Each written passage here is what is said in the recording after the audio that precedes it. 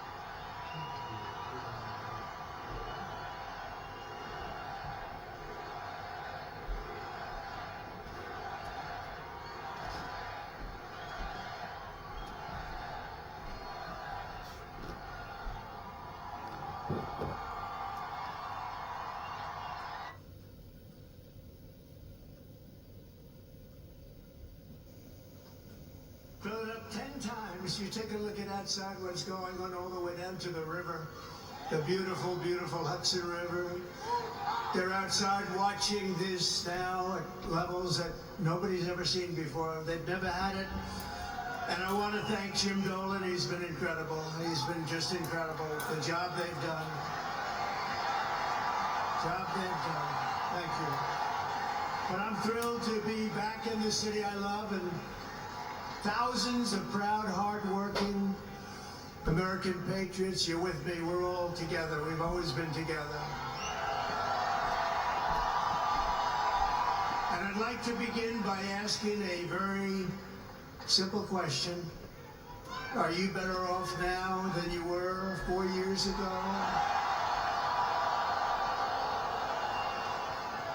I'm here today with a message of hope for all Americans. With your vote in this election, I will end inflation. I will stop the invasion of criminals coming into our country. And I will bring back the American dream. We need the American dream to come back home. Our country will be bigger, better, bolder, richer, safer, and stronger than ever before.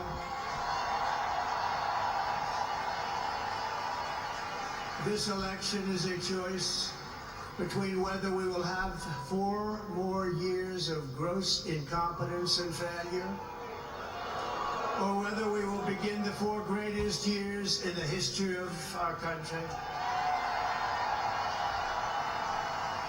We will achieve success that no one can imagine.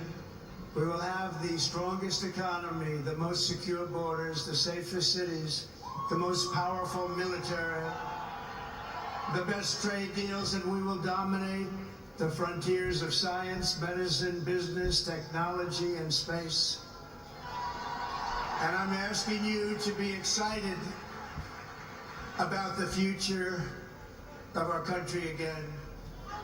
I'm asking you to dream big again. We're going to dream big again. We haven't been dreaming big at all.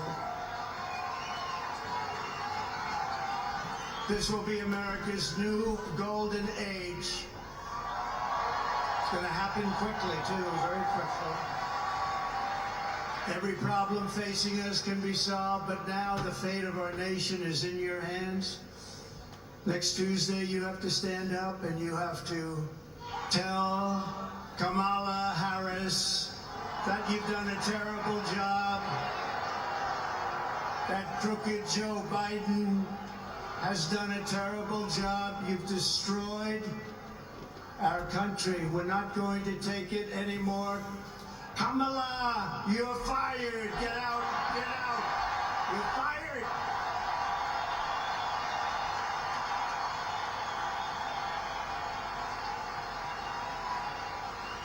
Early voting is underway in every swing state, and we are setting all-time records for voting. I tell you what, I don't want to talk about it, but we have to keep it going. We got to get out and vote. We just have to get out. And who would have thought this was going to happen? We're leading in every swing state.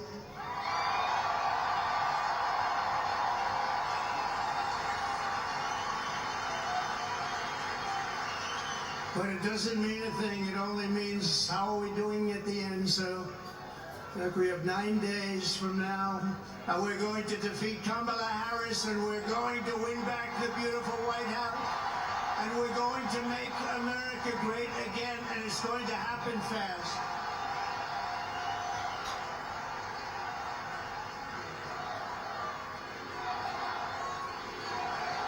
Thank you.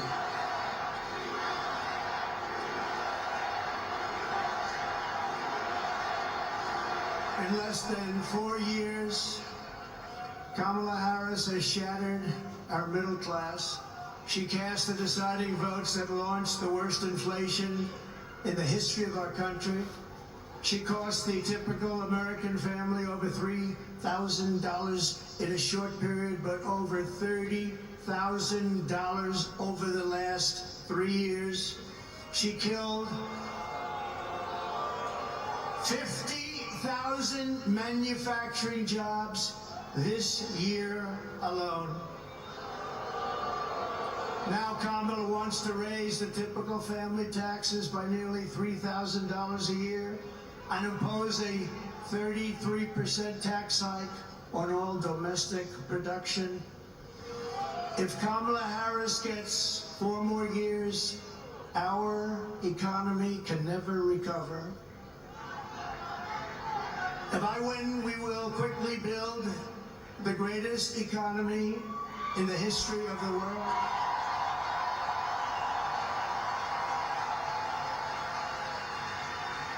Which is what we had in our last term. We will rapidly defeat inflation, and we will very simply make America affordable again. We're going to make it affordable.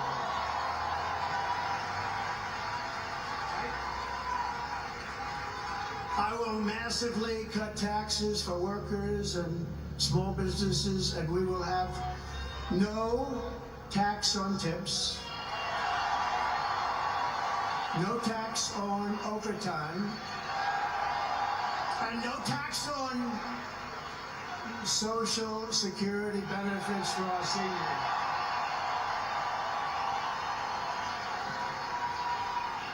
And I'm announcing a new policy today that I will support a tax credit for family caregivers who take care of a parent or a loved one. It's about time that they were recognized, right?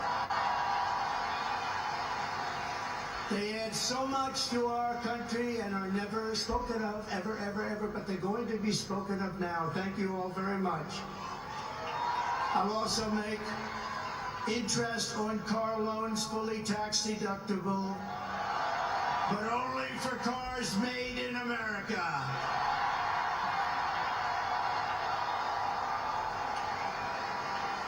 Have to be made in America. And we will achieve energy independence, and we will do something. We want it so badly. We're going to do something. You know what we're going to do? Front row Joes. You know, I got front row Joes here. I got the ladies from North Carolina, number 249. This is the 200, and you look so beautiful. We have a lot of people, they followed us, but we're going to do something. The ladies can tell you what we're going to do. We're going to drill a baby drill. And I will terminate the Green New Scam,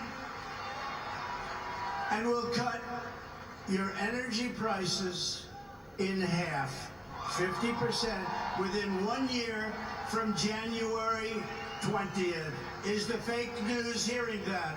Whoa! Look how much. Wow, that's a lot of fake news. That is a lot of fake news. Look at that. Wow.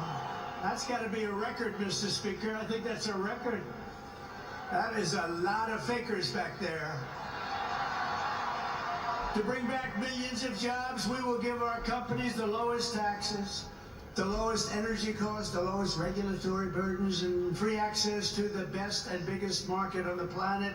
Remember this, if we keep going like this, we won't have the biggest and the best. We won't have a market, we won't have a country. But only for those who make their product here in the USA and hire American workers for the job.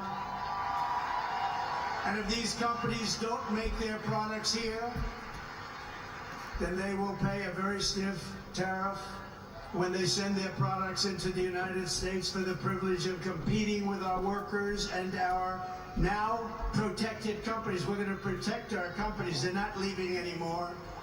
They're not leaving anymore. We're also going to pass the Trump Reciprocal Trade Act, meaning if China or any other country charges us 100 or 200% tax or tariff, we will then charge them a 100 or 200% tax or tariff. It's called an eye for an eye. And I will never apologize for defending America. I will protect our workers, I will protect our jobs, I will protect our borders, I will protect our great families, and I will protect the birthright of our children to live in the richest and most powerful nation on the face of the earth.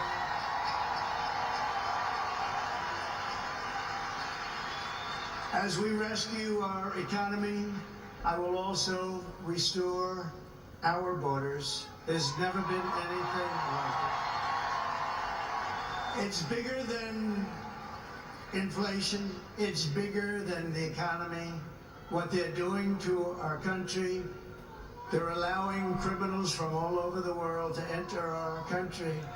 Over the past 4 years, Kamala Harris has orchestrated the most egregious betrayal that any leader in American history has ever inflicted upon our people. She has violated her oath, eradicated our sovereign border, and unleashed an army of migrant gangs who are waging a campaign of violence and terror against our citizens. There has never been anything like it anywhere in the world for any country. Kamala has imported criminal migrants from prisons and jails, insane asylums and mental institutions from all around the world, from Venezuela to the Congo. A lot of people are coming from the Congo prisons. They're coming from all over the world. Over the last month, 181 countries violated our laws. And she has resettled them into your communities to prey upon innocent American citizens. But the day I take the oath of office, the migrant invasion of our country ends and the restoration of our country begins.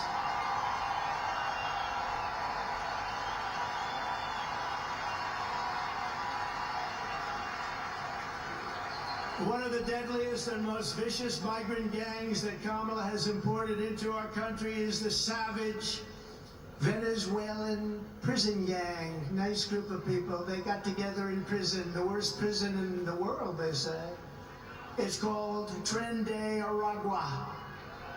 And that is taking over apartment complexes and unleashing a violent killing spree all over America, especially in Aurora, Colorado, where we have a governor who's petrified of them, and maybe he should be. But now they've even taken over Times Square. Take a look. border's deadly consequences. Border crisis. Record high crossings are putting a strain on cities across America. It is a full-blown invasion. Armed Venezuelan gang members storming an apartment complex in Aurora, Colorado. People talk about not good crime. This is what they're talking about. San Antonio, Texas, just one of the latest cities to have apartment complexes taken over by members of the Venezuelan gang. Biden-Harris had created a program to bring them in under humanitarian parole. I am in favor of saying that we're not going to treat people who are undocumented cross-border as criminals. More than 13,000 illegal immigrants convicted of murder have been released into the United States. My 20-year-old daughter, Kayla Hamilton, was murdered in her own room. Kayla's murderer was apprehended by Border Patrol crossing illegally into the U.S. Kayla's murderer had been improperly released into the United States. Abolish ICE. Yeah, we need to probably think about starting from scratch. More than a dozen people suspected of being Trinidad gang members right here in San Antonio. The gang members had been terrorizing the apartment complex. New details in the murder of Lincoln Riley. The illegal immigrant suspect, who cops say committed the heinous murder, is a Venezuelan national. And was paroled and released into the country by the Biden administration. If they'd all been properly vetted, that probably wouldn't have happened. 2 men investigators say are in the country illegally from Venezuela are charged with capital murder and the death of Jocelyn Monroy. Martinez and Angel wrapped his arms around Jocelyn's neck, took off her pants, and climbed on top of her, later strangled Jocelyn to death, and then tied up her hands and feet. Court documents suggest a group of men arrested for beating and robbing a Dallas woman last month are members of a Venezuelan street gang. The men threatened to cut off her fingers if she did not cooperate. Manuel Hernandez was booked by Colleyville police just 2 days earlier and released the day before the robbery. A Peruvian gang leader who is wanted for 23 murders, who was arrested by Border Patrol near Rolla, Texas, then released into America.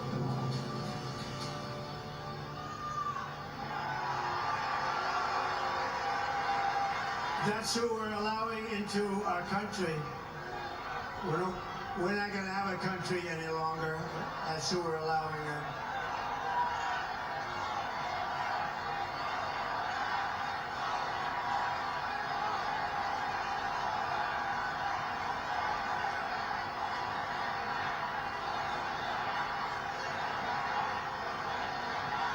The United States is now an occupied country, but it will soon be an occupied country no longer.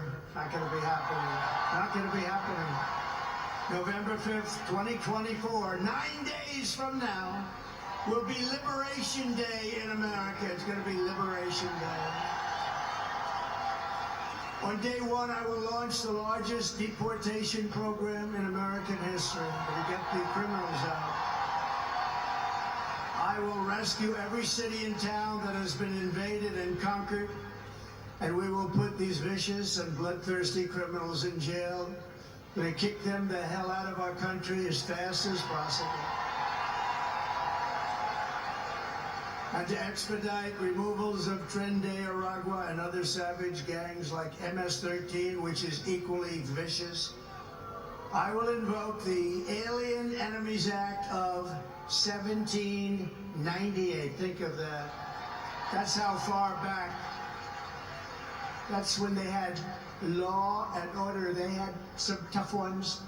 Think of the Alien Enemies Act of 1798. You hear that, Mr. Speaker? Get ready. To target and dismantle every migrant criminal network operating on American soil. And there are lots of them. We don't have the same country anymore, you know that. And you know, when you look at the polls and they say about the economy and they have all these different things, the worst nightmare that we're facing is what they've done to us on our borders. We had the safest border in the world. In fact, there's a chart, which I hope they have, because I didn't tell them I wanted it, but there's a chart that I love very much because I wouldn't be here without it. That's it. I love it. I'm in love with it. I love that chart. Even if it had bad numbers, I would have loved that chart, but it doesn't. It has great numbers, and if you look at the arrow on the bottom, you'll see that was the day I left office. That was the lowest illegal immigration that we've ever had in recorded history, the recorded history of our country. And then look at it. It was like an Elon Musk rocket ship. Look at what happens. Look at what happened after that. And if they come back into our country, it's an automatic 10 years in jail with no possibility of parole. And I'm hereby calling for the death penalty for any migrant that kills an American citizen or a law enforcement officer.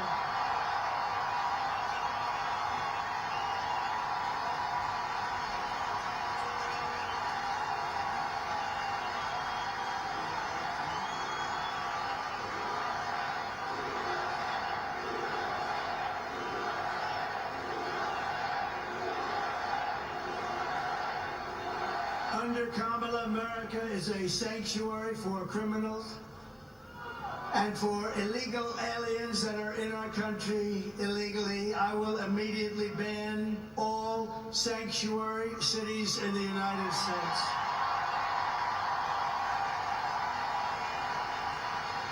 Kamala's gross incompetence disqualifies her from being President of the United States of America. She is grossly incompetent. All you have to do is look at her interviews, look at what she did the other night on fake news CNN. Just take a look.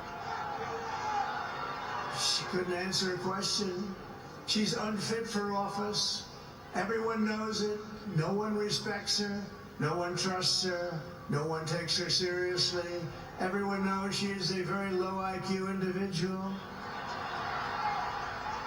From humiliating our country in Afghanistan to the war in Ukraine, to the nightmare on our border, to her inflation catastrophe, all done in conjunction with Sleepy Joe. But he was largely sleeping, wasn't he? After 4 o'clock, it's time to go to bed. To his and her egregious hurricane response, the worst response in North Carolina and other states since Katrina, but I think it was even worse than Katrina. They haven't even responded in North Carolina. They haven't even responded. There's nobody. They don't see any FEMA. You know why? They spent their money on bringing in illegal migrants, so they didn't have money for Georgia and North Carolina and Alabama and Tennessee and Florida and South Carolina. They didn't have any money for them. They spent all of their money on bringing in illegal immigrants and flying them in by beautiful jet planes. They flew in. We just found out about a year and a half ago. Remember, we said, what's going on? Those planes, a lot of planes going over there. What are they? They would fly them into the middle of our country, our beautiful, beautiful country. And you know what happened? You take a look at Springfield, Ohio. Think of this. Where 30,000 illegal migrants were put into a town of 50,000 people. No place can withstand that. Or take a look at Aurora in Colorado. Colorado is going to vote for us. You know why? Typically, they go a little bit the other way. Of course, with their voting system, I'm not so sure about that. But you know why? Because they tried to throw the leading candidate of both parties, meaning me. I was leading both parties off the ballot. And the people of Colorado, including Democrats, are very angry about it. They are a threat to democracy, to use that term.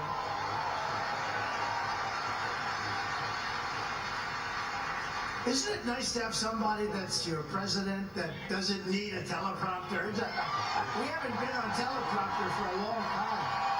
I haven't been on this teleprompter. No, it is nice. You saw the other day where Kamala got a little stuck on the teleprompter, went a little bad, it stopped her. You have to be, you know, if you're a politician, you have to be able to handle that. Remember? You have to do the weave, he says. You have to do the... You got to do more than the weave. But it happens a lot as a politician. It happens. I mean, we have so many politicians here, great ones. Really great, because some are not so good, but great ones. And when Newt or when the Speaker or when Tommy Tuberville, who's here someplace, the great senator from Alabama, or when any one of our literally 75, by the way, should I introduce all of them by name? I should. Should I? No? Yes? I don't know. It's a lot. Speaker, should I don't know. Will they be angry? Yeah, they will. It's a lot of introducing, right? Let's keep going with this speech, huh? But you know, when you have when you're in this profession, I have a friend who wanted to come in. I said, do you like speaking? Well, I do, but I have a great fear of speaking. I said, don't be a politician. If you have a fear of speaking, don't be a politician. But one thing you have to know is that no matter how good your people are that operate this machinery, it's going to break. And you're going to be out there all by yourself a lot. And you got to be able to do so. 3 weeks ago, she was saying there was only 32 days left, right? And she's reading and like, there's 32 days, and it stopped. And she went, there's 32 days. 32, 32, and I was watching. I said, this isn't pretty. 32. She was gone, and then, damn it, it kicked back on. She was gone. We've had it. Happens a lot. And don't forget, you got all those people back there. Now, they don't talk about her, but if that ever happened, it happens all the time. I was campaigning in Ohio for a very Bernie Moreno. He's doing a good job. I think he's maybe going to win in Ohio. The problem he's got, his opponent, Brown, Sherrod Brown, he's taking ads in like he's my best friend. He never votes for me. He's not my best friend. Ohio's been very friendly to Trump. We win it all the time by a landslide. But the opponent is taking ads. I got 4 of them. I think we have 4 of them, right? They're taking ads. All of a sudden, they love Trump. We agree with Trump on tariffs. We agree with Trump on the border. We love Trump. And they're Democrats. Their friends calling up. Did they switch to the Republican Party? But it happened with Bernie Moreno. I was in Ohio to try and get him over the initial primary hump. And it was 45-mile-an-hour winds, and these suckers were blowing like, you ever try reading a teleprompter where it's moving about 2 feet in each? But I didn't have to worry about that because even worse, they ended up blowing off the stage, a lot of it. So I'm now in the first sentence, and I got 28,000 people and millions of people watching on television. I got no teleprompter. And did I do a good job, Mr. Speaker? And he won. And he won, huh? Thank you, Matt. And he won. And so you're up there all alone. We don't go 32, 32, 32. Oh my God, whatever. Kamala Harris is a train wreck who has destroyed everything in her path. To make her president would be a gamble with the lives of millions and millions of people. She would get us into World War III. We're very close to World War III. If you don't have a smart president, if you don't have a president that gets it, if you don't have a president that is respected by the other side, and they did respect us 4 years ago, they really respected us. Iran was broke. They had no money. Russia wouldn't have played with us at all. Russia would have never gone into Ukraine. Israel, October 7th would never, ever have happened. Would never have happened. All those people would be alive right now. Those people that were killed on that horrible day. But if you don't have a president that gets it, you know what else you wouldn't have had? You wouldn't have had the most embarrassing day in the history of our country, in my opinion, Afghanistan, the way not that they got out, we were getting out, but we were going to get out with dignity and strength. We got out, an embarrassment, the likes of which this country has never suffered. And because of that, Putin looked at us and they probably figured we were a paper tiger, and he went into Ukraine, and the rest is history. It would have never happened with us. And you wouldn't have had any inflation.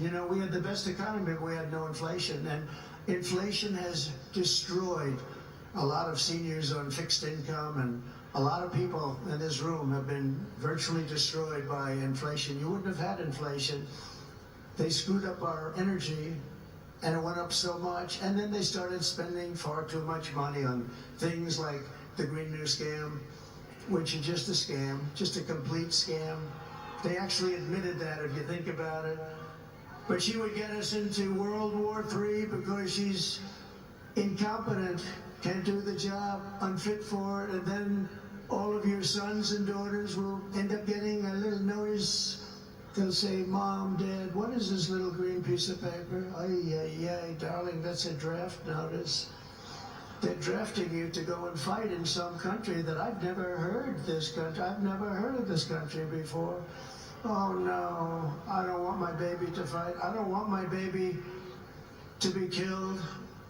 What they did in Afghanistan with those 13 great soldiers, I've gotten to know the parents so well, and leaving all of that equipment behind, and leaving Americans behind, and many, many people with no legs and no arms, all because of incompetent people. But we don't want your sons and daughters to get a little draft notice and you have to explain to them what it means. We're tired of fighting. I'm the only president in the last 84 years that didn't start a war. Remember Crooked Hillary?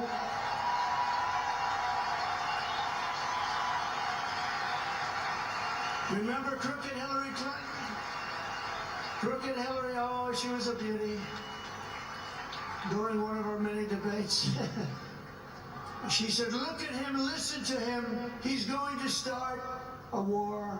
Listen to his rhetoric. He's going to start a war. I said, no. My rhetoric is going to keep us out of wars. And that's what happened. 82 years. Other than I finished off ISIS, but that was already started. We had stupid generals like Milley and Mattis, weak, stupid people. But fear not, we have great generals, just not the ones that you see on television all the time. And we wiped them out very quickly. It was going to take 5 years. Mattis said it would take 5 years, and I'm not sure we could do it. It took us like 4 weeks. We have great generals. We have the greatest military in the world. Just a lot of people don't know that. And everybody knows it, but, you know, I saw the other day a report that they issued that if we end up in a war with China, we cannot win. We're not strong enough. So I said to myself, assuming that's true, how stupid are you to put out a report like that? How stupid. Why would you put out a report? They don't say, oh, well, Trump is not truthful. No, I'm smart. You don't put out reports like that. And it's not true. We would kick their ass. It's not true.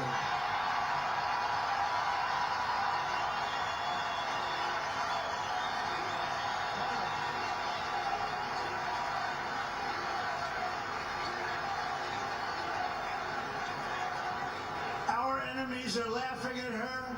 They want her to win so badly. Oh, they don't want Trump. They don't want Trump. I've made this position a very dangerous one because of that. That's why. It's a very dangerous. You know, if you drive a race car, you have 1/10 of 1% chance of dying. If you ride the bulls, I think the bulls are pretty nasty, right? You have about the same 1/10 of 1% of dying. If you become president of the United States, you got a hell of a shot at dying. I never knew that when I ran. I never thought about it, but here we are. Here we are. And I'm okay with it. And I would rather be here than any place in the world.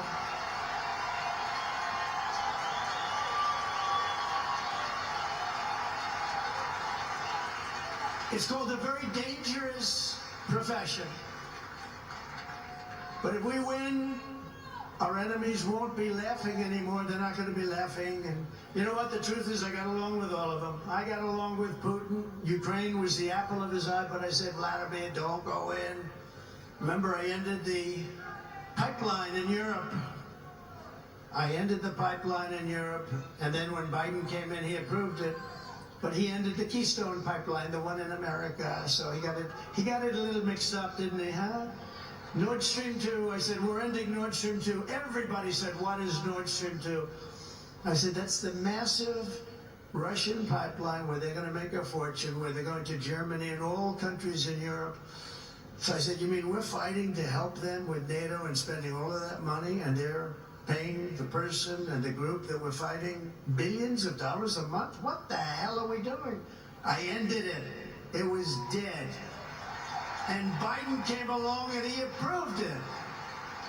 Weak. Look, 30 years ago, he was not considered smart either, so now he's really that smart.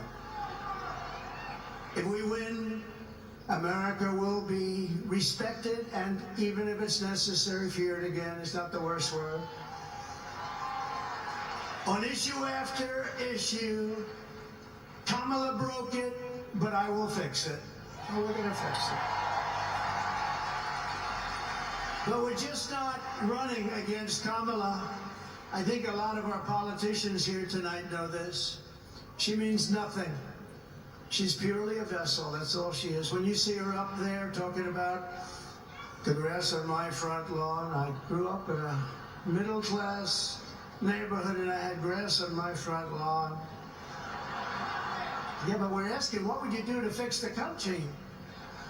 And why didn't you do it? You had almost 4 years. Why didn't you do this stuff?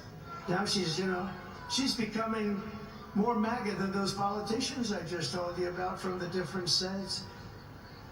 She can't put two sentences together. She's just like, she's really just like, in many ways, crooked Joe Biden. And she never said to us, she never told us that Joe was not functioning properly. She should have. Because, we're talking about the life of the most important country in the world. We need very smart people. We're running against something far bigger than Joe or Kamala, and far more powerful than them, which is a massive, vicious, crooked, radical left machine that runs today's Democrat Party. They're just vessels. In fact, they're perfect vessels because they'll never give them a hard time. They'll do whatever they want. I know many of them. It's just this amorphous group of people. But they're smart and they're vicious. And we have to defeat them. And when I say the enemy from within, the other side goes crazy, becomes a sound. Oh, how can he say? No, they've done very bad things to this country. They are indeed the enemy from within. But this is who we're fighting. These are the people who are doing such harm to our country with their open border policies, record-setting inflation, Green New Scam, and everything else that they're doing. But we're not going to let it happen any longer. We're going to have the biggest victory in the history of our country on November 5th. It's going to be the biggest victory in history. We're going to make America great again, everybody.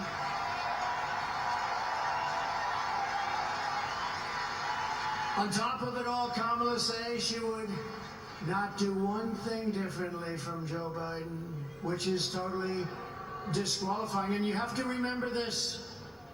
All of the mistakes he made, and you know what maybe is the worst, but they're all so bad. Think of this. 325,000 children are missing, dead, sex slaves or slaves. They came through the open border and they're gone. Their parents will most likely never see them again, almost any of them. Think of the number, 325,000 children are missing or dead. Take a look at this, please. Would you have done something differently than President Biden during the past 4 years? There is not a thing that comes to mind. I stood there on the tarmac watching you check your watch. The chaotic and deadly U.S. evacuation from Afghanistan stunned Americans and the world and cost the lives of 13 U.S. soldiers. Would you have done something differently? There is not a thing that comes to mind. More than 13,000 illegal immigrants convicted of murder have been caught at the border and then released into the United States. An Afghan national is in custody today after being accused of plotting an election-day terrorist attack. The subject came to the U.S. on a special immigrant visa. Gut-wrenching new details in the murder of Georgia nursing student Laken Riley. The illegal immigrant suspect, who cops say committed the heinous murder, is a Venezuelan national who crossed the unsecured southern border back in 2022. 2 men investigators say are in the country illegally from Venezuela are charged with capital murder and the death of Jocelyn Lemonore. A fifth illegal immigrant accused of attacking 2 New York City police officers over the weekend showed no remorse or regret. Would you have done something differently? There is not a thing that comes to mind. 18% said the economy is in excellent good condition. U.S. inflation has hit a new 40-year high, increasing by 9.1% over the financial year. Authorities saying Train Day Aragua, which has been linked with more than 100 criminal investigations here in the U.S., has now been found operating its criminal enterprise in apartment complexes. Are you the last person in the room? Yes.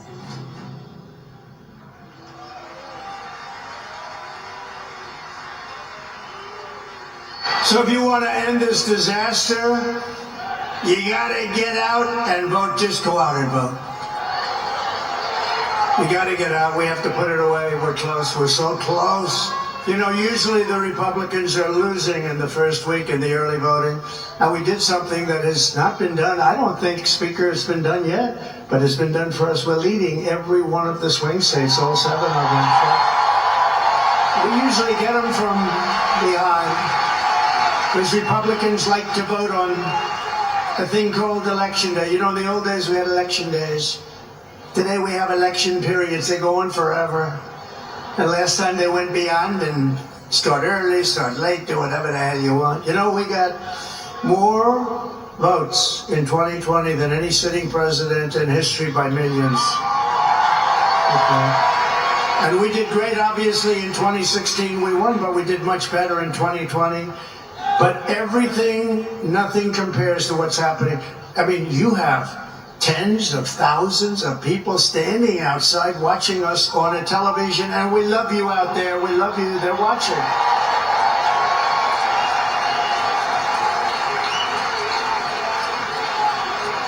But both of those great races, both of them, don't compare to what's happening now. In Florida, we took a massive lead. And all of these places, I mean, there's something happening that's really good. There's something happening that's really good, but let's close it out. Pretend you're 1 point down. Would everybody pretend? Let me just do a poll. Who has already voted?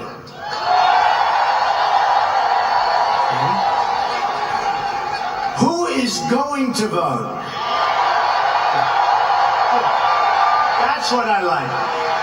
That would be better than the other way, if you've already voted. So I'd say 16, 17, maybe 20%, and we're leading. And most of you haven't voted, but you promise you're going to vote? Everybody promise? Promise, promise, promise? There's a lot of people in here. Well, the beauty is that, you know, a Republican likes to vote late, and they like to vote and make sure their vote's in the box, right? They want to vote. They just feel better about it. And so we had a lot of people voting, but really that's the same. I do it in every event. I say, who's voted? For the last 3 events. Last night I was at Penn State, a great place. I actually met, this is an amazing, the national championship wrestling team. They won Penn State won the national championship, but listen to this, 11 out of the last 13 years, even Jim Jordan would be impressed by that. You know, Jim Jordan is a great guy. He's a great wrestler, all-American wrestler, Jim. You can see it by the way he acts. Not afraid of anything, right? And I looked at those guys and they're rough as hell. I said, you may be the only people that can take Tren de Aragua in a fight. And it won't even be that easy for them. They're tough people. But it was great to meet that team, and those great champions, amazing, really great champions. And we were packed at Penn State. We were packed. No matter where we go, we're packed. No matter where we go, because there's something happening. And the something happening is they want to take back their country. People want to take back their country. You love the country. I love the country. We want to take it back. I could be right now on the most beautiful beach in the world. I could be at Turnberry in Scotland. I own it. I could be anywhere. I got that greatest. I don't have to be here, but I would much rather be at Madison Square Garden with you.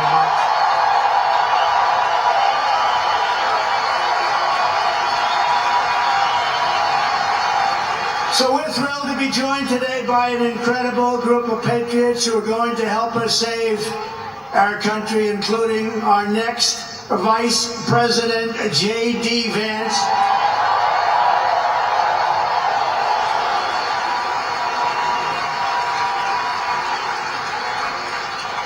And a man who was so incredible. Last week I watched that rocket ship come down. I've never seen it. I told this story last night. I was on the phone with a very, very important person, and I'm talking to him, and I'm watching the television while I'm talking to this guy. He's boring as hell. And I said, wait a minute, wait a minute. I'm looking at the screen, and I see this rocket pouring the fire, the flames. It's all over the place. It was white a week ago, and now it's pitch black from the burning coming down at 10,000 miles an hour. It's coming down, and I love, there he is. There is my Eli. He's that great. You know what he was doing for the last week? Campaigning in Pennsylvania. He's a sweetheart, too. So I'm talking to this guy, very important guy, big guy, and I have the television screen on, and there's rockets coming down. I said, you know, it was pure, beautiful white when I left, but it's burned from the fire and the flame, and it is, and now I see it coming down like this, and it's like 20 stories tall or something. It's massive, and it's coming down. I say to the guy, hey, do me a favor, will you hold on a minute? Just hold on, I'll talk to you. This is like one of the most important people. I'm watching, so just hold on. I put the phone down. By the way, I never picked it up again. You know what these people are going to say? He's cognitively impaired. He's cognitively impaired. Oh, you don't think so? They're the worst. They are the worst. So I put it down, and I'm watching this rocket, and I see the engines. I say, oh, it's going to crash. No! Because it was looking right next to gantry. I guess they call it the gantry, whatever the hell they call it. The launching pad. And it's coming down at a bad angle, Elon. I wasn't happy. And I was a little worried. You might have been worried too. I said, oh no, it's not going to be good. And then all of a sudden I saw the flame on the bottom left, and it was ripping. The flame was pouring out of that sucker, and it straightened it out like this. And it came down, and it landed, and then it's two of these big, beautiful arms grabbed it, and they held it tight.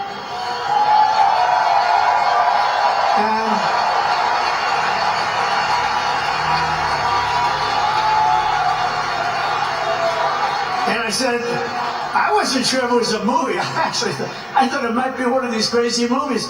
And I said, I got to call Elon. And I call him. I said, Elon, was that you? This is like about 4 minutes after. Was that you? Yeah, that was me. I say, Elon, you're a genius. You are a genius. You are. He is special.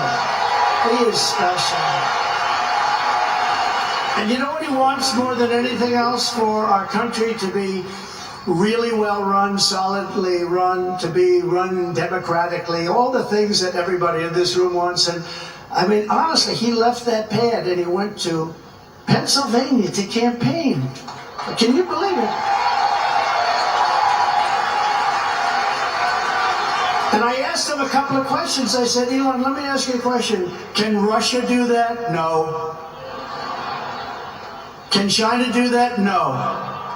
Can anybody do that other than you? Nobody else can do it. Nobody else can do it. Pretty good. And he said, and they won't be able to for 10 years, you said, right? They won't be able to for 10 years. No, he's amazing. And he's a great guy, too. He really is. Got to remember him. This is a piece of work.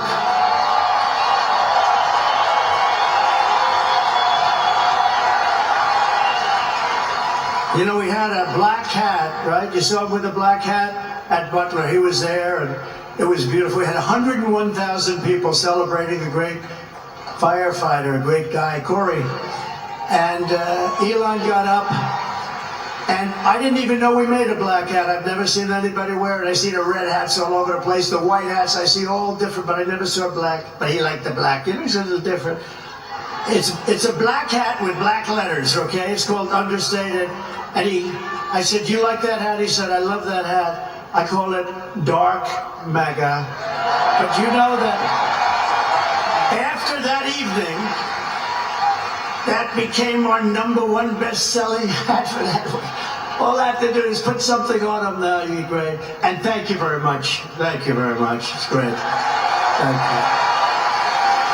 And we also have somebody that is great. And look, we're not going to let him go too crazy, Elon, with the oil and gas stuff. And, you know, because Robert F. Kennedy cares more about human beings and health and the environment than anybody. And he's going to be absolutely, having him is such a great honor. I've been friends of his for a long time. And I'm going to let him go wild on health. I'm going to let him go wild on the food. I'm going to let him go wild on medicines. The only thing I don't think I'm going to let him even get near is the liquid gold that we have under our feet. I don't know, Elon, he might not like liquid gold. It's oil and gas, sometimes referred to as oil and gas. JD, I think we're going to have to keep him away from the oil and gas. What do you think, Howard? Yes? But where is Robert? He's around. He gave a beautiful speech. He's a great guy. He truly cares. I mean, he truly cares about this, and it's an honor. And we're also pleased to be joined by my beautiful wife. She's got the #1 best-selling book in the whole universe, New York Times. #1 best-selling. Go out and buy one of her books. It's a great book. It's a great. You know what? I was nervous when I read it. I said, I wonder if she said some bad stuff about me. I was very nervous. But she's great. Congratulations, honey. That's a big deal. #1 in the New York Times list. Now, if she's #1 and her name is Trump on the New York Times list, that book definitely was #1. I guarantee you that. Thank you, honey. Great. And we have a fabulous, brilliant woman, top student at Yale Law School. They were both top students. They're going to have very smart kids. If you believe in that, I believe in it strongly. I would like to have their children because they are going to be smart. Yale Law School, top of the class, both of them. Usha Vance, thank you, Usha, for being here. Thank you. Thank you very much. With their 2 beautiful children. And my children here, Don and Eric and Tiffany, and along with Lara, Kimberly and Michael, we have great people. We have Baron Homies watching. That Baron is watching. He's the king of the internet. He's the king of the internet. Oh. Who was that? That's very nice. My sister Elizabeth is here. She's great. I don't know where she is, but she's great. And we love her. And Speaker Mike Johnson is here, and he's doing a great job. It's not easy when you have a majority of 3. But he's done a great job, and he's going to continue to do a great job, and we like him. He's a terrific person. I watched him just totally decapitate a fake reporter on NBC, Meet the Fake Press. What he did to her was, I think that probably she'll never be the same. Nobody would know. Look at him, such a nice-looking guy, just that little beautiful face with the glasses. Got the little glasses. Everyone said, oh, he's so nice. He's such a nice person. He's not a nice person. He's not nice at all, right, Matt? But great job. We think he's great. And he's going to be around for a long time, I predict. We have a senator here who I love, Senator Tommy Tuberville. And he's from a great place, Alabama. I love Alabama. I'm up in Alabama by 49 points. 49 points. We're up by a lot in a lot of different places, but it's a great place, and thank you, Tommy. And all of our other great congressmen. We have so many if I ever named them. We're going to be up here a long time. So they're going to be angry. They won't speak to me for probably a month or so, but it'll calm down after that, right, Matt Gaetz? It'll calm down. It'll calm down. But we have great, great people, and they're really doing a job, and we're going to turn this country around. You know, with me, we got to get the congressmen elected, and we got to get the senators elected, because we can take the Senate pretty easily. And I think with our little secret, we're going to do really well with the House, right? Our little secret is having a big impact. He and I have a secret. We'll tell you what it is when the race is over. I also want to thank Jim Dolan and everyone at Madison Square Garden for an unbelievable, this is unbelievable. I've watched the Knicks and Rangers here, and what a location. You know, they tried to talk Jim out of this location. We're going to move you to the river. We're going to move you all over the place. And he's tough. He said, I don't know. They offered him all sorts of money. We're going to move Madison. It's a very prime location. We're going to move it to the river. Well, we're right on top of every train hub in the, it's like the world or something right here. And he didn't like it that much, but he was offered a lot. Man, did he make a good decision. That would have been peanuts compared to the value. But there's no place like Madison Square Garden. Thank you very much to Jim and all of you people.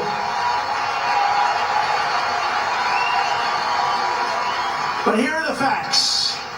Kamala Harris is a radical left Marxist, rated even worse than crazy Bernie Sanders or Pocahontas. She destroyed our economy. She was an original creator of defund the police. Can you believe it? She was one of the originals for defund the police. And anybody who wants to defund our great police for even 1 week is not worthy of being president of the United States, because that's where her thinking is. Kamala vowed to abolish ICE. You know, those tough people you've been looking up at the screen? They're the ones that get them out of our country. I know a lot of people right in these rows. They're very tough. They don't want any part of it. They got to go in there, fist a-blazing to move them. You know, we had a case in Long Island where MS-13, one of the other really bad gangs, killed 2 young girls, 16 years old, walking to school. They didn't shoot them. They knifed them and they cut them into little pieces because it was so painful. Perfect. Young, beautiful girls were cut up into little pieces by knives. MS-13, they're animals. And you know who took care of it for us? ICE. ICE, they had no problem. Kamala wants to defund ICE. We're not defunding ICE. Right? You're not defunding ICE. We're not even going to think about it. She's never going to get the chance. There's no way she becomes president. There's no way.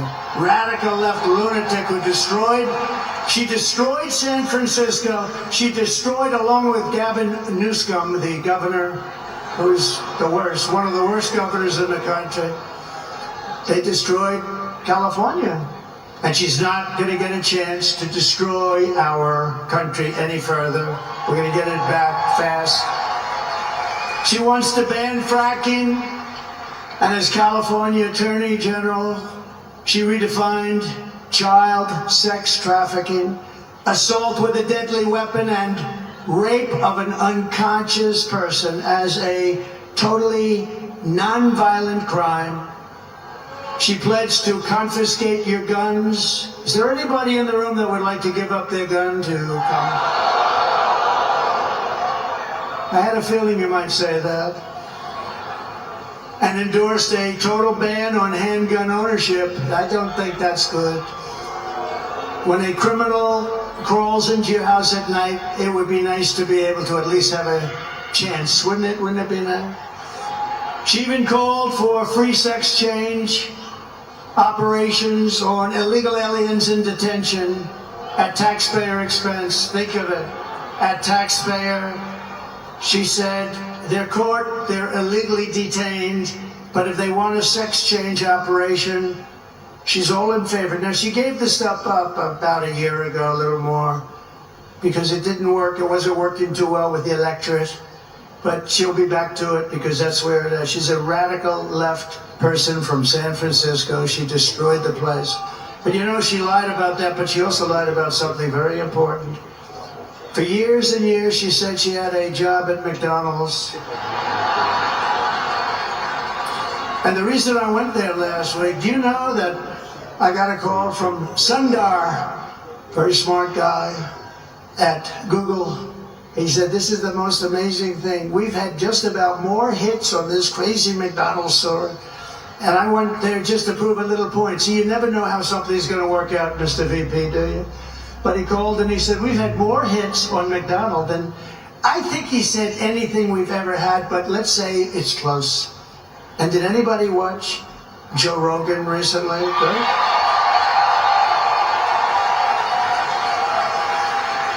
So she lied about McDonald's. She lied about everything. She's got ads on saying Donald Trump is this, he's going to do this, he's going to do... It's the exact opposite what my policies are. She's got me doing this. He doesn't want to frack. No, I'm all for fracking, and I have been for... One thing I have been, even the enemy, because they are the enemy, what they've said, even that enemy too, and they're really the enemy. They're the enemy of the people, the press. They said one thing about me that I consider a great compliment. They said, this guy is the most consistent person we've ever seen. Because I've been against cars and car factories being taken out of Detroit and being taken out of our manufacturing of automobiles, being taken out of our system, out of our country for years. I've been against all of the things that are happening and have happened. We stopped it, and now it's happening again. When you hear 50,000 manufacturing jobs lost in just a short period of time. But I've been the most consistent because we're going to bring our manufacturing back to the United States. It's all coming back, so get ready. Get ready. You're going to have your choice of great jobs. And on top of all this, Kamala tried to turn our military woke. So tonight, whether you are a Republican, Democrat, or independent, conservative, or liberal, I'm inviting you to join the greatest political movement in the history of our country. It's really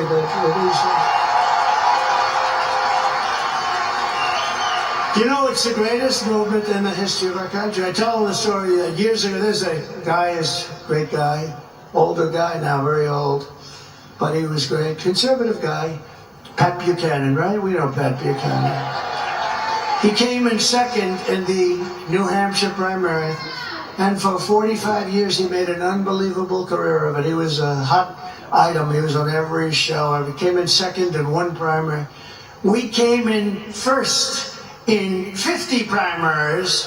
We then had a great election that we won. We then had another great election that we did a hell of a lot better in, and bad things happened. We're not going to let that happen. COVID. They used COVID to cheat. But we then had an election.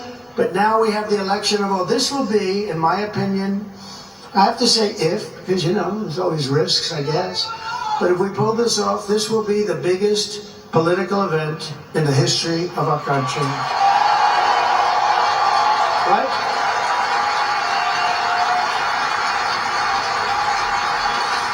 And we're building the biggest, broadest, most diverse coalition in American history, including union workers and Border Patrol agents. By the way, the Border Patrol gave me last week their complete and total endorsement. They said he's the greatest president in the history of the country, but we don't have to go that far.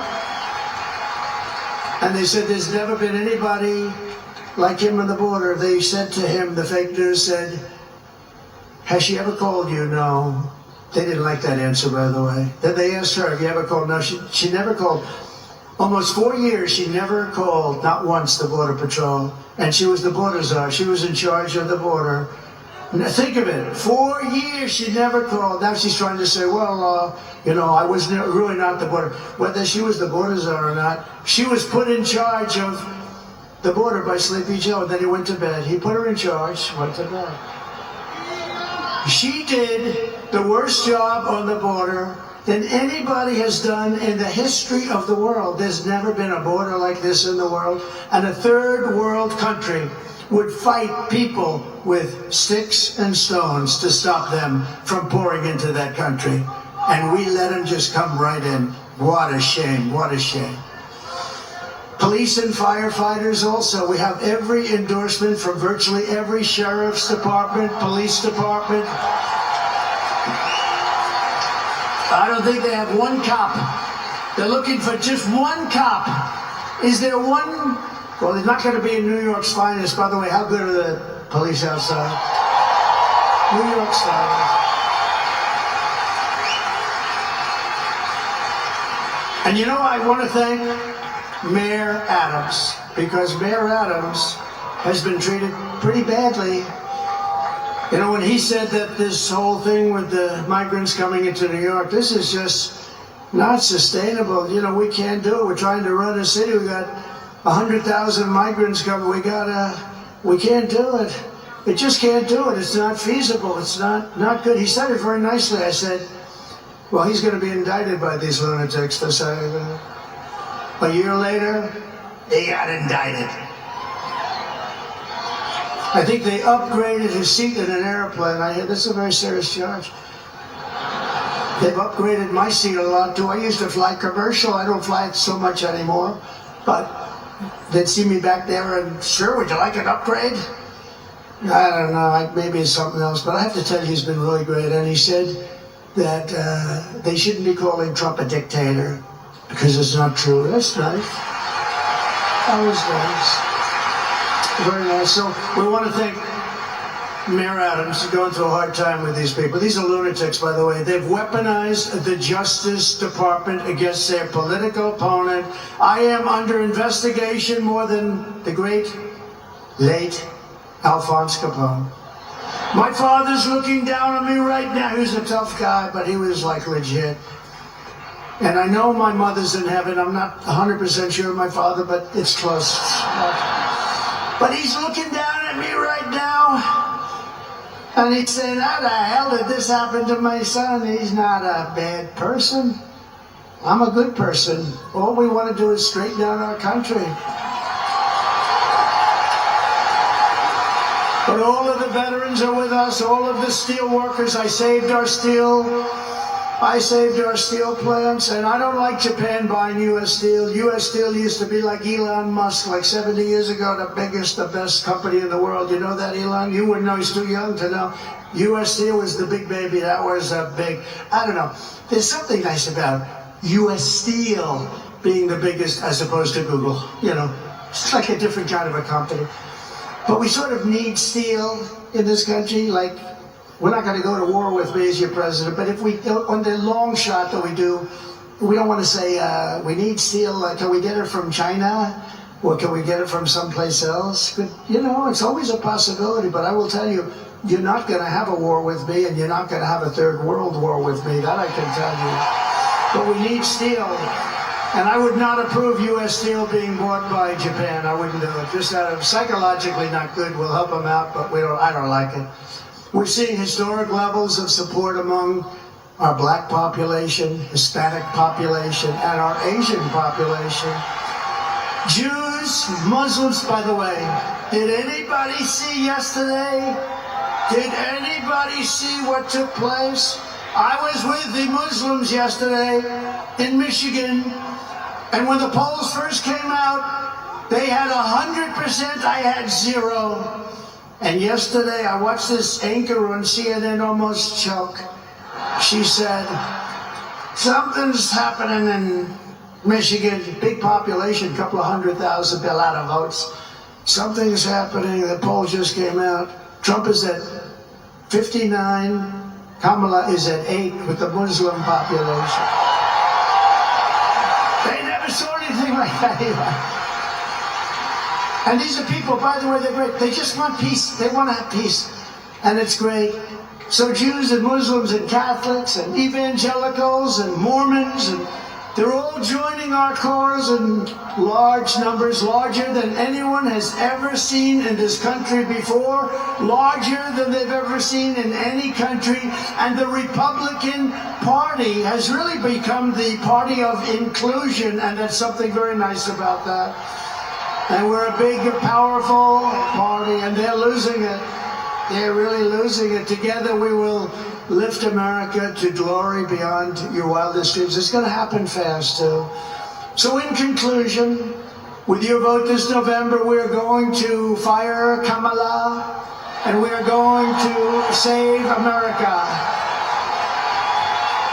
We will cut your taxes, end inflation, slash your prices, raise your wages, and bring thousands and thousands of factories back to America. We're even going to get Elon to bring that stuff back. We will build American, we will buy American, and we will hire American. I will end the war in Ukraine, which would have never happened if I were president. I will stop the chaos in the Middle East, and I will prevent World War III from happening. We will crush violent crime and give our police the support, protection, resources, and respect that they so dearly deserve. We will strengthen and modernize our military. I rebuilt our military in total. We built all of our military, built 571 miles of wall, too. I took it out of the military because I couldn't get it from the people in Congress that should have given it to us. So I considered it an invasion. I said to a couple of generals, I said, congratulations, this is an invasion of our country. So I took it out of the military, had 9 lawsuits and won them all. We will build a massive defense shield, all made in the USA. We're going to build a beautiful dome over our country. And a lot of it's going to be made right here in New York. We will rebuild our cities, including our capital in Washington, D.C., which has become a very dangerous and badly managed place. We're going to make them safe, clean, and beautiful again. We will teach our children to love our country, to honor our history, and to always respect our great American flag.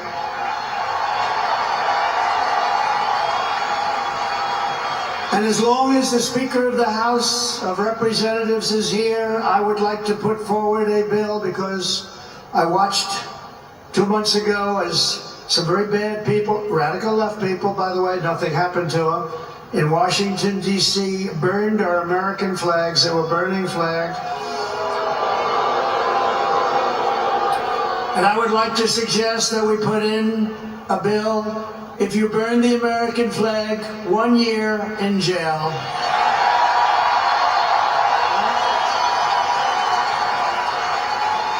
We will get critical race theory and transgender insanity the hell out of our schools.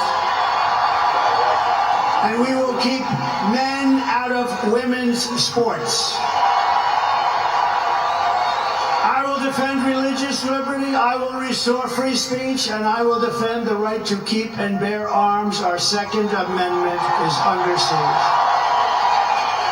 After years of building up foreign nations, defending foreign borders, and protecting foreign lands, we are finally going to build up our country, defend our borders, and protect our citizens. It's called America First, and it's going to happen at levels never seen before.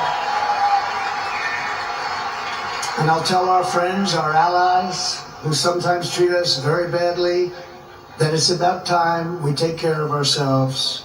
And we will stop the illegal immigration that's taking place at levels never seen before. We will stop it cold and once and for all.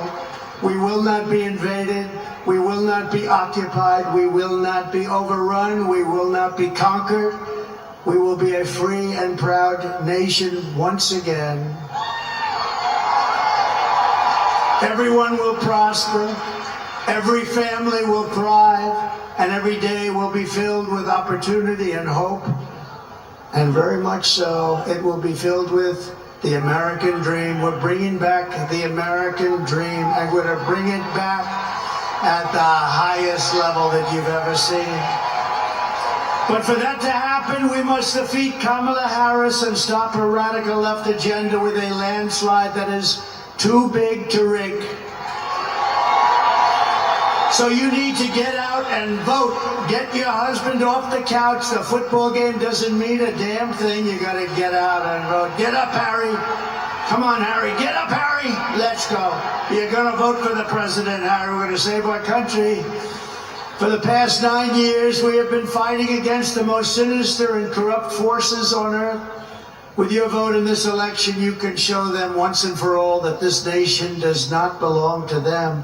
This nation belongs to you. It belongs to you. No city embodies the spirit, energy, and potential of the American people more than where we are gathered tonight. We want to win our country, but we also want to win New York and make it safe and strong and beautiful and affordable and vibrant again. And we're going to do that. And we'll work with the mayor and we'll work with the governor. We're going to do that. We're going to make it great. You know, when I left for Washington 8 years ago, we had a horrible mayor named de Blasio. He was a horrible. And things you could see they weren't being properly done, but still it was a place that people wanted to be and all. But since then, our federal government, what they've done to this place, what they've done to the state, and I mean, to force hundreds of thousands of really rough people into this beautiful, I call it a beautiful oasis. When I left, New York was the place you wanted to be, and now people just don't speak well of it. But we're gonna bring it back, and we're gonna bring it back strong. And I hope you go out and vote. You gotta vote. It would be such an honor to win New York. Hasn't been done in decades. Hasn't been done in so long. It hasn't been done in so long.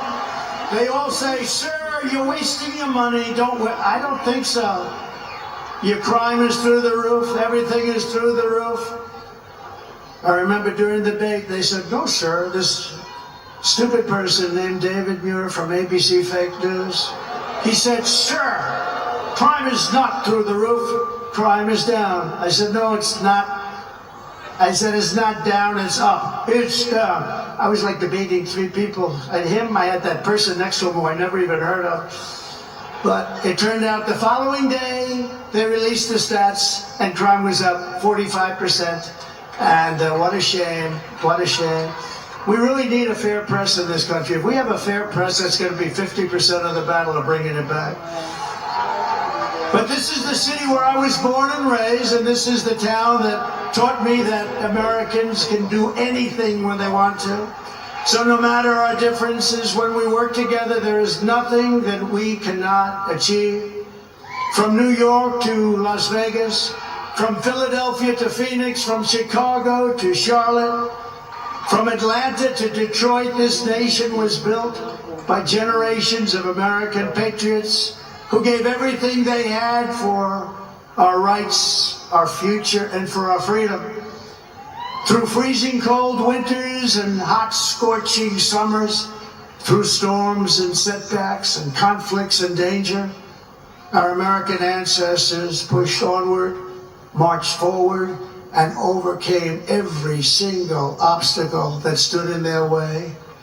Together they crossed the oceans, settled a continent, tamed the wilderness, laid down the railroads, raised up those mighty skyscrapers, built the highways, won 2 world wars, defeated fascism and communism, and launched American astronauts to the moon.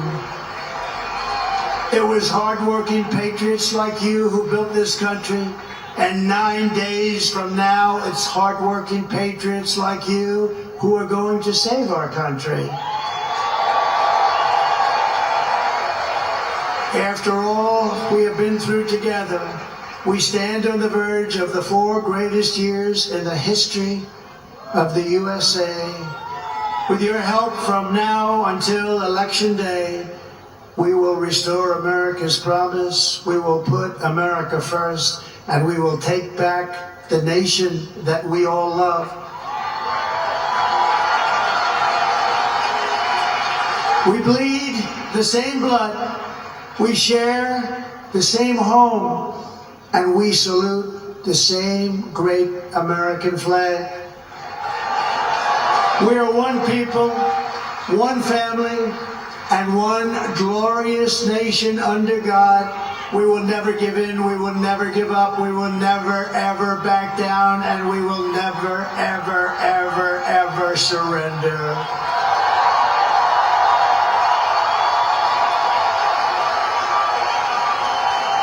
Together we will fight, fight, fight, and we will win, win, win. We're going to win, win, win. November 5th will be the most important day in the history of our country. And together we will make America powerful again. We will make America wealthy again. We will make America healthy again. We will make America strong again. We will make America proud again. we will make America safe again. And we will make America great again. Thank you, New York. God bless you. God bless you all. Thank you.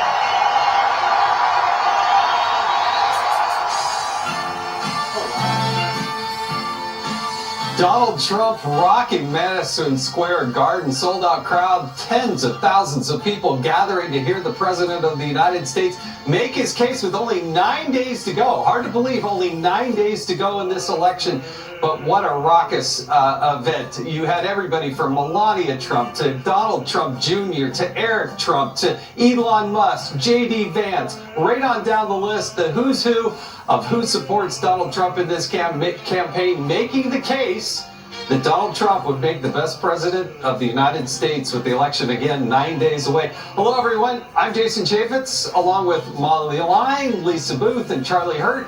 Welcome again to the Big Weekend Show. We've got a lot to talk about today, but we've been watching his historic political movement. Joined on stage right now with Melania Trump, singing that famous song. It's just been an amazing, amazing thing. The president is rallying. He's one of the hardest working people in all of politics, and he's going to continue to take his show on the road, but making a play that he can actually win and do things right in deep blue New York. Fox News correspondent Aisha Hosni is live at Madison Square Garden tonight. She's got the latest. You were in the room. What was it like? I mean, what a night. I mean, the electricity in this room, I can't even compare it to anything else that I've felt on the campaign trail so far. I gotta tell you, my phone's been blowing up from Republicans in the House and Senate just texted me saying that this is surreal to see a completely packed house in Madison Square Garden, to feel the energy in this arena, all for a Republican, while we are in the heart of Manhattan, a very deep blue city. You know, Trump at one point, near the end of the speech, if you caught it here, he said that it would be an honor to win New York. He is clearly eyeing the city and the state. And I asked one of these Republicans, what does he mean by this? Does he think that he can flip this city at least? And I was told that he is trying to put Democrats on the defense and try to defend this city. Now, tonight's remarks ran pretty similarly to some of his rally speeches across the country. He talked about ending inflation. He said he's going to fix the immigration crisis and taxes on tips. He announced a brand new policy tonight that's going to make a lot of people, Americans, very happy at home. He announced a new tax credit for caregivers taking care of parents or loved ones. And he hit Vice President Kamala Harris hard on the border and foreign policy failures, he would call it, a warning of World War III. And he said that America would be respected and even feared again if necessary. And he also pushed early voting very hard, asking New Yorkers to get out and vote early. The campaign, guys, feels the momentum in the polls. They see it in their internal polling and they see it in the external polling. They're also feeling the energy on the campaign trail, but they do not want to take anything for granted. They are cautiously optimistic in this final sprint. They want to make sure that they get across that finish line. So the former president feels good. This is an iconic night for them that they're going to be talking about for days to come. But they are cautious as they head into Election Day because they want to finish strong. And they have quite a moment to talk about in the next week. Aisha, thank you. It really was an amazing moment where he talked about a lot of policy. And I want to go to Charlie Hurt here because, Charlie, he talked a lot about immigration. He made the case that he can win actually in New York, and that even though he says he's winning in every one of the battleground states, he wants to fight like he's down by 1 point. Yeah, he takes the opportunity and fills it chock full of policy, which he's always been very good at. I've never seen a politician who can make heavy policy discussions a part of these raucous... Check out Madison Square Garden. There were tens of thousands of people, through the avenues and the streets, the cross streets, as far as you could see. And what can he win New York City? I don't know. It's a pretty tough uphill battle. But my goodness, at least he's asking, and the audacity and the hope that goes into it is very impressive 9 days before. Well, I was down on Fifth Avenue, and it was unbelievable. The number of people that were lined up just supporting Donald Trump right here in the heart of New York City was amazing. Lisa, what did you think of the speech? Well, I was thinking about what to say, and I'm like, man, it is so hard to figure out what to say. And the reason why is because this is unprecedented. This is something we have never seen before. This isn't just a rally, it's a movement, it's a revival, an American revival. And you look at the ad outside of Madison Square Garden right now, and it's Donald Trump, and it says dream big. And that's what we need as Americans right now. We have lost sight as a country of what it means to be an American. The American dream has become unattainable. We've been beaten down by COVID, inflation, crime, the lack of leadership with Joe Biden and Kamala Harris. We need a fighter. And we all know that's Donald Trump. We saw it when he took a bullet to the head, stood up in the face of danger, and defiantly yelled, fight, fight, fight. And his message was simple tonight. The message was, America was great. Joe Biden and Kamala Harris broke it. And I will fix it again. Not only will I fix it, but it'll be better than ever before. And they say this man is Hitler. They want to tell you that Donald Trump is Hitler. You saw tonight patriotic Americans from across the world, every race, every religion, every creed, every background came there tonight with a shared mission to make America great again. And this is something we'll never see again, ever in our lifetimes. If Donald Trump truly is one of the... Uh-oh, I lost my sound. I turned it off now. We're going to turn it on in there. Oh, I don't know how to do that. I will, honey. It's just too loud. I was recording. Oh. Two of them Sorry, just taking this moment in.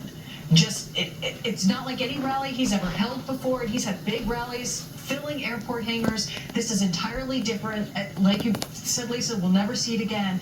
And then just standing there, soaking it in, waving at the crowd. We don't get to see that type of moment from Donald Trump out on the campaign trail all that often. And he talked about his love of New York, the city where I was born and raised. And of course, he went on to make great highlights and plans and promises and unveiling the new tax breaks and things and promising America's new golden age. He had his plan, the message he was going to do, but it started with this moment where he soaked it all in.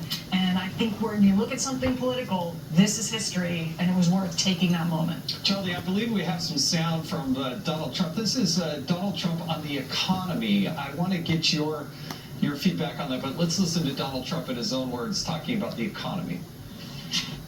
With your vote in this election, I will end inflation. I will stop the invasion of criminals coming into our country. And I will bring back the American dream. We need the American dream to come back home. Our country will be bigger, better, bolder, richer, safer, and stronger than ever before. You know, this is the challenge that I think the Harris campaign has. You know, what he's talking, there's nothing radical. They're trying to portray him as some kind of crazed, radical, racist or whatever. And then he's talking about things like this. These are kitchen table issues that appeal to 80, 90% or 100% of Americans. And they're trying to portray him as being some wild, crazy lunatic. And I don't think it's working, especially when you look at all of the issues, whether it's tax on tips or the border. Now Kamala Harris claims that she cares about the border after 4 years of opening the border wide open. But I think that he's smart to take this opportunity where a lot of people thought that, think, oh, well, this is a waste of time. Well, everybody was tuned into it, and he took that opportunity to make his pitch on the economy and on all these issues. And I think it appeals to people, even people who live in New York City. Well, Charlie, what he also did was he took on Kamala Harris directly. It was about her competency. He really roasted Kamala Harris. I think we have some sound of Donald Trump talking about the competency of Kamala Harris. Lisa, I want to get your reaction after we play. I'm ready. Look at her. On day one, I will launch the largest deportation program in American history. I will rescue every city and town that has been invaded and conquered, and we will put these vicious and bloodthirsty criminals in jail. We're going to kick them the hell out of our country as fast as possible. more about immigration. Hey, I'll take that. We'll get to the incompetency in a minute, but immigration was a theme that he touched on multiple times throughout the... To be fair, both have to do with her incompetence. So. Fair enough. There you go, Charlie. Summed it up great. Well, look, I think immigration is one of those issues where, Donald Trump with immigration, it's America first. Right? You look, I believe in a smaller government, but what is the number one issue of the federal government? It's defense. It's to keep us safe. And you look at what Kamala Harris and Joe Biden have done. They have ceded our nation to criminals, to terrorists, to gang leaders. They have not kept us safe. They have put Americans last. And it's not just on the safety issue or the fact that we're having a record number of, terrorists trying to get into the United States or all these criminals trying to get in the United States. It's also just the unfairness of letting people into the country who shouldn't be here in the first place at a time when so many Americans are struggling. And then not only that, saying, hey, actually, your taxpayer dollars are going to go to putting them up in hotels and footing their bill. Screw you. Absolutely. It's time we wake up, America. Pray on 7 o'clock Tuesday. Join us on a prayer 7 o'clock on Tuesdays and through the week. Pray that the country return to godly principles. Hope you enjoyed the video. Kamala's gross incompetence disqualifies her from being president of the United States of America. She is grossly incompetent. All you have to do is look at her interviews, look at what she did the other night on fake news CNN. Just take a look. She couldn't answer a question. She's unfit for office. Everyone knows it. No one respects her. No one trusts her. No one takes her seriously. Everyone knows she is a very low IQ individual. Sorry. It took him about 4 minutes to get into Tell us you don't like her. President Trump. Pretty quick, and he ripped her for gross incompetence, low IQ. Well, we have to pray for her. But we pray that she lives outside of the presidency. For the country's sake. Thank you, folks. Travels with Dr. John Stephenson and Jude Guyman Stephenson. 859-750-0000. Join us on Facebook and YouTube. And don't forget to listen to WIOK 107.5 FM on the radio dial. Tri-State Gospel with Gil and Jan Hammond. Post Office Box 50, Falmouth, Kentucky, 41040 zip code. Have a great day now. God bless you. 859-750-0000. Join us and have a great day.